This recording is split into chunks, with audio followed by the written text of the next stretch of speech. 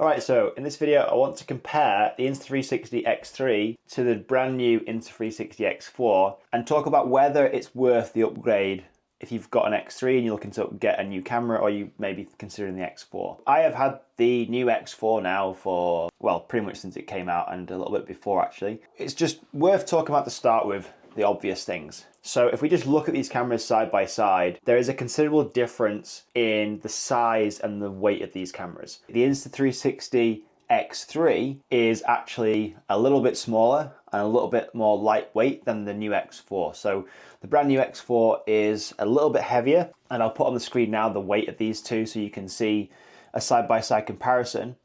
But it's also a little bit bigger as well. So if you put them side by side, the X4 actually stands a little bit higher than the X3. Same goes for the battery as well. So because the camera is bigger, everything seems to have been increased in size. So the battery on the X3 won't work in the X4. So you have to get new batteries, and obviously the X4 does come with batteries, or a battery, but it is a little bit bigger, which I'm guessing is for mainly because it has to cope with the capabilities of this new X4, which is quite incredible because one of the biggest selling points of this camera is the fact that it can shoot 8K now, like a third bigger in terms of resolution. So the X3 was 5.7K, the X4 is 8K, which is crazy.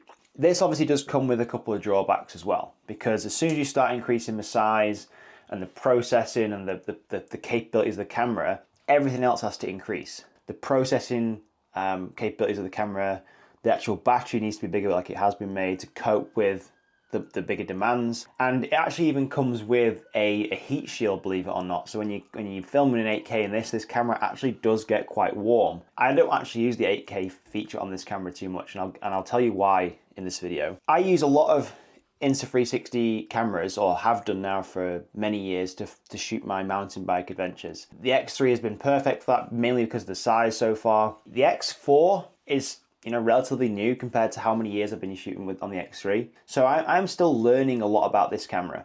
I have used it for now a few months and can probably say I've got a good scope on how it works, the quality, and whether I would recommend one if you've already got an X3.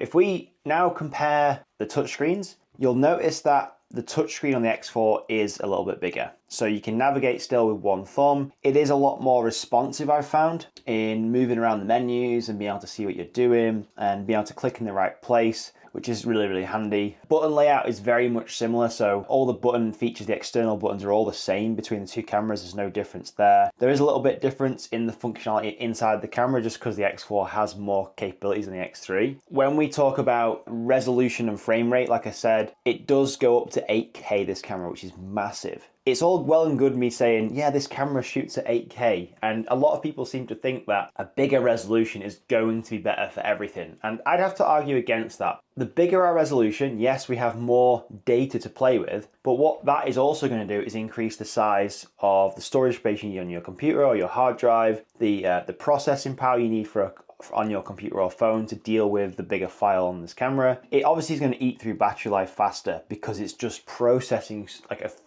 third more data. If your sole goal is literally using a 360 camera to post videos to social media like Instagram or even YouTube, you're very, very rarely going to see the difference between the two cameras, in my opinion. In terms of quality, the X3 is a fantastic camera, hands down, and the X4 is even better. If your sole purpose is posting on these social media platforms, which most people probably will be, I can almost guarantee you aren't going to spot the resolution difference. You're not going to be able to see from a quality perspective that this is going to be shot on an X4, this is going to be an X3. It just isn't going to happen. However, one thing I have noticed of shooting on the X3 and the X4 for mountain biking is the color out of the camera is very different. So I often shoot on my camera, I shoot in vivid mode, and I shoot generally automatic mode. So the camera deals with all the exposure and the white balance and stuff like that. Obviously, if you're looking to film in log, you can do that and really, really go to town on your color grading. I just like having a nice vivid look out of my camera straight away though. Like, I don't want to do any color grading really to some of my footage. I don't really have time for that.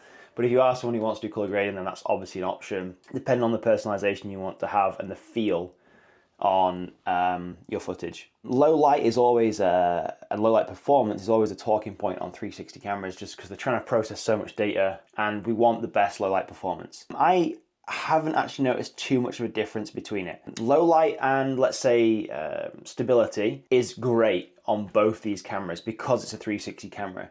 Like you very rarely get any camera shake, if any, because you are literally filming everything. You don't get that stabilization rattle that you may get on a standard action camera because the low light performance has dropped below the camera's capability. Sharpness and detail, I would say the X4 offers better sharpness and detail. I don't always go for the sharpest image. I actually film a lot of my videos with the sharpness setting on low. I prefer my images coming out very low, and if I need to add sharpness in post editing, I can do that. If you film in high sharpness, you can't reduce the sharpness, but I like to have the option of adding it in if I want to. Dynamic range, I think the dynamic range overall on the X4 is better, probably because of just the processing power and the size of this camera and just the jumps forward in technology. I really like that. Stabilization between the two cameras, it's the same, as in you're not going to notice the difference. The flow state stabilization on these cameras is amazing. Battery life and charging. One thing I have actually noticed on the X4 is that it charges pretty quick, especially for it being a bigger battery and a bigger camera. It obviously eats through the battery life faster if you are filming on 8K.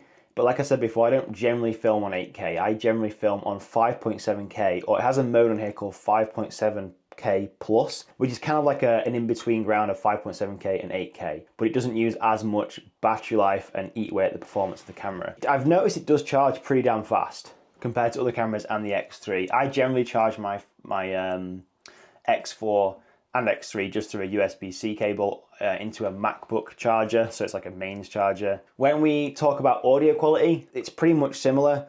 Very clear audio quality. I like to use these microphone covers on all my cameras just because I want to make sure I'm eliminating any chance of wind noise, especially for mountain biking. They're not a necessity, but I just feel they help with audio quality so much. Like, why wouldn't you? And they also have now, as well, this is a bit off topic, but the X4 has removable lens protectors, so these just literally screw onto the lens and screw off. I don't film with these on because it would just look ridiculous and it probably would distort the video, even though there is a setting in post editing to tell Insta360 that you have these on. I just want the clearest possible shot, so I film with no covers on the lens, no nothing. I run that risk because I want my footage to be as good as possible. Obviously, if I do damage the cameras, which I have done in the past, then the lens is you can't really replace lenses. It's a new camera job really, which is, I guess, a bit of a downside, but I'm willing to take that risk for my video footage. User experience, I also feel the navigation on the X4 is way better than the X3, probably because the touchscreen is bigger, so you can navigate around, you can see more visually what you are setting your camera up to do. It's just, I feel it's generally faster. I don't know if it's got a faster processor, but it feels like it has. Syncing the camera to the phone is super simple to do as usual, just Bluetooth,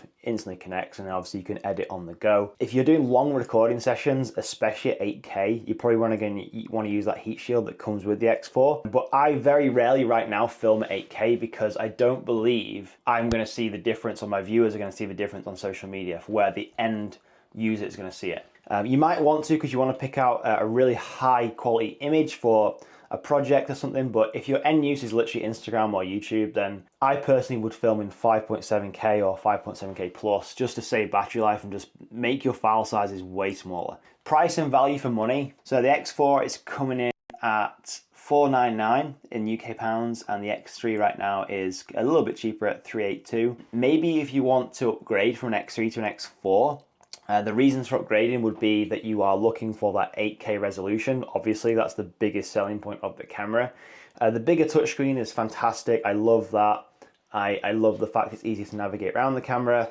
If you're using it for, say, mountain biking like I am, you aren't going to see a massive leap in performance from the camera and your footage. They're both really good cameras.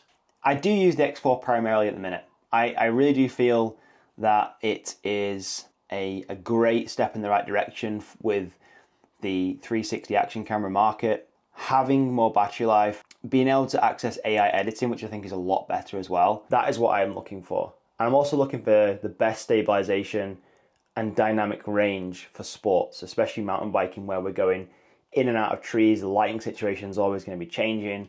I want a camera that can cope with that. I want a camera that can last as well for long rides and can cope with the pressures that I put it through for mountain biking.